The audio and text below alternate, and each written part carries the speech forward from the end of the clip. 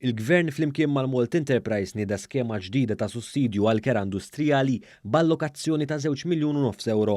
Dan bl-iskop li jiġu mejjuna negozju persuni li jaħdmu għal rashom li jikru spazju industrijali biex iwettqu l-attività kummerċjali l-ġdida tagħhom, jimplementaw pjanijiet ta' tkabbir, jimmaneġġjaw żieda fl-ordnijiet u jimplementaw innovazzjonijiet biex tiżdied l-effiċjenza.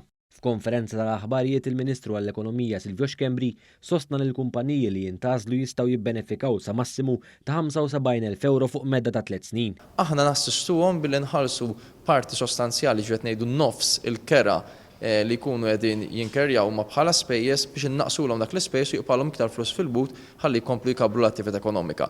Spjegaw ukoll kif il-kumpaniji li benefikaw minn din l-iskema huma dawk li jimpjegaw mitħaddim jew inqas fuq kuntratt full-time u li ma jaqbżux l-10 miljun euro fiqlieħ fis-sentejn fiskali ta' qabel is-sena li fiha ġiet sottomessa l-applikazzjoni. Il-kap eżekuttiv tal-Malt Enterprise Gert Farrugia saħaq kif din l-iskema m'għandix taqsam mal-miżuri relatati mal-COVID-19 u spjega li din hija applikabbli minn frar li għadda sa' Diċembru ta' sentejn oħra.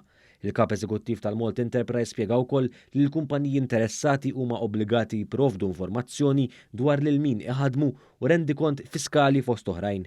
Gert Farrugia spjega li l-Malt Enterprise se tkun qed tiddetermina l-eliġibilità tal-applikanti.